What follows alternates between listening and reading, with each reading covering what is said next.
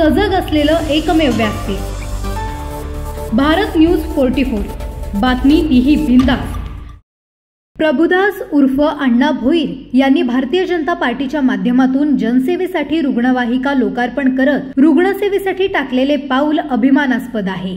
त्यांनी आपले कार्य असेच अविरत सुरू ठेवावे असे गौरवोद्गार पनवेल विधानसभा मतदारसंघाचे आमदार प्रशांत ठाकूर यांनी काढले।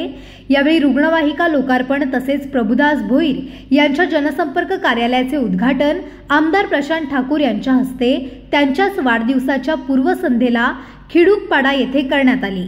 यावेळी आमदार प्रशांत ठाकूर, भाजपा जिल्हाध्यक्ष अविनाश कोळी आदींसह भाजपा पदाधिकारी व कार्यकर्ते मोठ्या संख्येने उपस्थित होते। आपल्या कळंबोली परिसरातील समाजसेवेच्या माध्यमातून ज्यांनी सातत्यानं समाजातल्या प्रत्येकाला आपल्या सोबत जोडलेला आहे असे आपले प्रभू अण्णा भोईर यांनी आज त्यांच्या जनसंपर्क कार्यालयाचं उद्घाटन आणि माथाडी कामगारांच्यासाठी या रुग्णवाहिकेचं लोकार्पण आणि वेगवेगळ्या समाजोपयोगी कार्यक्रमांचा आज शुभारंभ आयोजित केला आहे आणि त्याला माझ्या वाढदिवसाची जोड दिलेली आहे।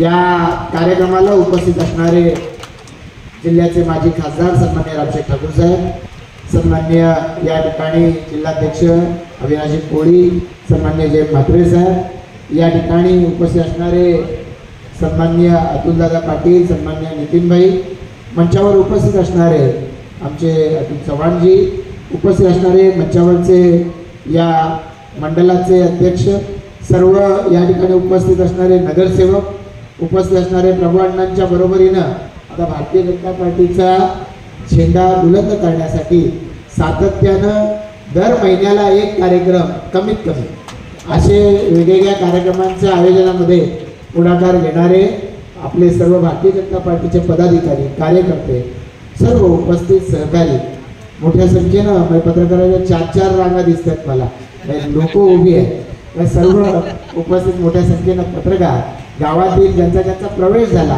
अशी सारी मंडळी, सर्व उपस्थित सहकारी भगिनी आणि बंधू, मी सगळ्यात आधी या भव्य अशा कार्यक्रमाच्या आयोजनाबद्दल प्रभू अण्णा तुमचं मनापासून अभिनंदन करतो आणि हा कामाचा झंझावा जो तुम्ही ग्रामस्थांना आणि या सगळ्या परिसरातल्या लोकांना दाखवताय त्याबद्दल तुम्हाला मनापासून धन्यवाद देतो।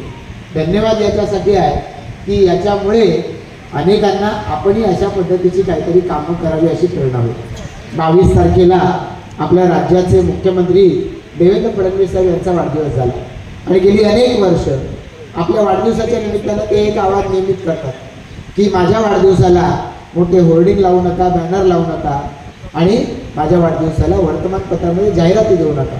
मी आम्हाला आदल्या दिवशी मुंबईपासून नागपूरपर्यंतचे पत्रकार कधी कधी फोन करायचे 22 तारखेच्या आधी की अरे साहेबांचा वाढदिवस आहे, जाहिरात द्या, आणि आम्ही सांगितलं साहेबांचा आदेश आहे, फोन मेसेज तुम्हाला पाठवतो, आम्हाला मेसेज आला आहे कार्यालयातून, मुकुंद कुलकर्णी म्हणून कार्यालय प्रमुख आहेत भाजपचे, तर त्यांचा मेसेज येतो की देवेंद्र फडणवीस साहेबांचा आग्रह आहे कुठल्याही जाहिराती पेपरला देऊ नका, कुठेही आपण मोठे होर्डिंग लावू नका, त्याऐवजी समाजोपयोगी कार्यक्रम करा आणि त्याला प्रतिसाद देत अनेक लोक वेगवेगळ्या पद्धतीचे कार्यक्रम आयोजित करतात। आता रवींद्र चव्हाण साहेब प्रदेशाध्यक्ष झाले, त्यांनी ठरवलं, देवेंद्र फडणवीस साहेब सांगतायत ना की आपण समाजोपयोगी कार्यक्रम करा, त्यांनी सांगितलं प्रत्येक जे आता भाजपची मंडळं बनवलेली आहेत एका तालुक्यामध्ये, शासकीय तालुक्यामध्ये छोटे छोटे 100 बूथचे मंडळ बनवले आणि प्रत्येक मंडळामध्ये रक्तदान शिबिर घ्यायचं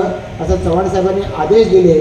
कार्यकर्ते कामाला लागले आणि याच्यातून विश्वविक्रम झाला। 70,000पेक्षा बाटल्या एका 22 तारखेला एका दिवशी 22 जुलैला गोळा झाल्या।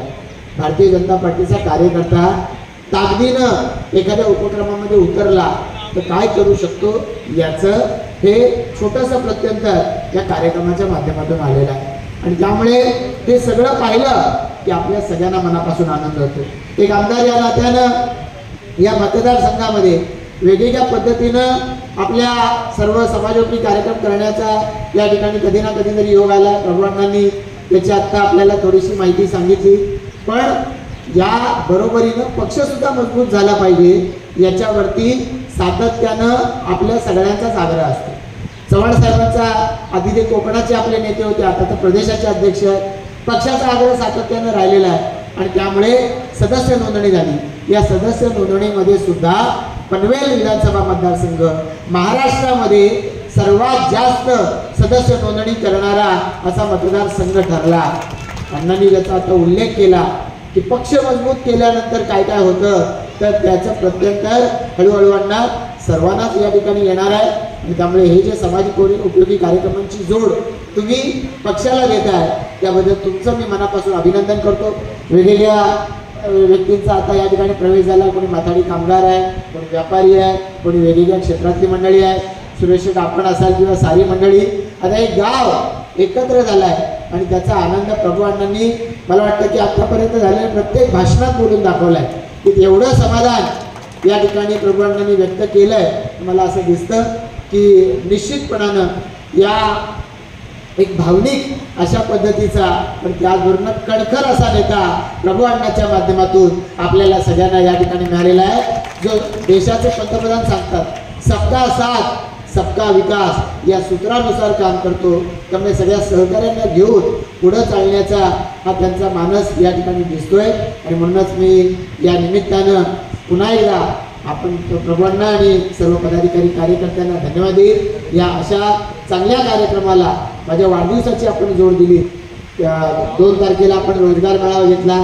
काल 3 तारखेला दिवसभर आपली नेते मंडळी वेगवेगळ्या कार्यक्रमांमध्ये सातत्यानं दिवसभर कुठं ना कुठेतरी सहभागी होत होती, कार्यक्रमाला शुभेच्छा देत होती, आशीर्वाद देत होती. आज कार्यक्रम होत आहे, उद्या थोडे कमी कार्यक्रम ठेवले, परवा 6 तारखेला पुन्हा कार्यक्रम आहे, 10 तारखेला कार्यक्रम आहे.